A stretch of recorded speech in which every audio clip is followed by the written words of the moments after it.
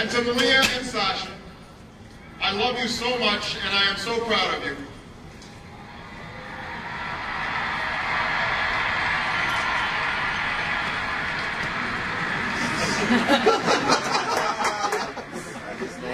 Four years ago, I stood before you and told you my story of the brief union between a young man from Kenya and a young woman from Kansas who weren't well off or well known, but shared a belief that in America their son could achieve whatever he put his mind to.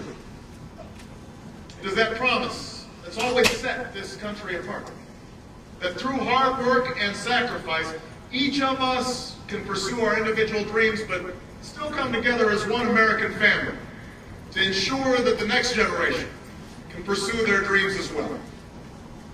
That's why I stand here tonight. Because for 232 years, at each moment when that promise was in jeopardy, ordinary men and women, students and soldiers, farmers and teachers, nurses and janitors, found the courage to keep it alive. We meet at one of those defining moments. A moment when our nation is at war, our economy is in turmoil, and the American promise has been threatened once more. Tonight, more Americans are out of work, and more are working harder for less. More of you have lost your homes, and even more are watching your home values plummet. More of you have cars you can't afford to drive, credit cards, bills you can't afford to pay, and tuition that's beyond your reach. These challenges are not all of government's making, but the failure to respond is a direct result of a broken politics in Washington and the failed policies of George W. Bush.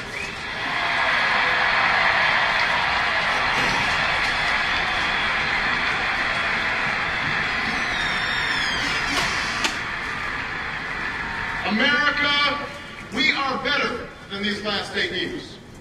We are a better country than this. This country's more decent than one where a woman in Ohio on the brink of retirement finds herself one illness away from disaster after a lifetime of hard work. We're a better country than one where a man in Indiana has to pack up the equipment that he's worked on for 20 years and watches it shipped off to China, and then chokes up as he explains how he felt like a failure when he went home to tell his family the news.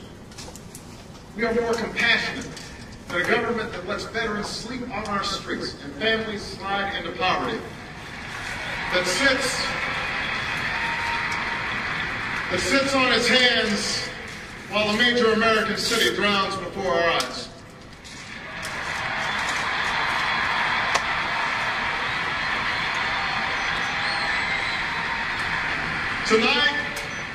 Tonight I say to the people of America, to Democrats and Republicans and independents across this great land, enough.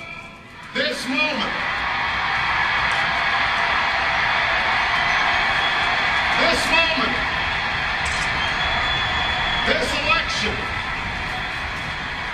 is our chance to keep, in the 21st century, the American promise alive.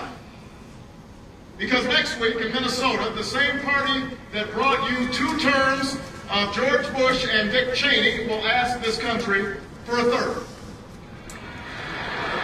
And we are here because we love this country too much to let the next 4 years look just like the last 8.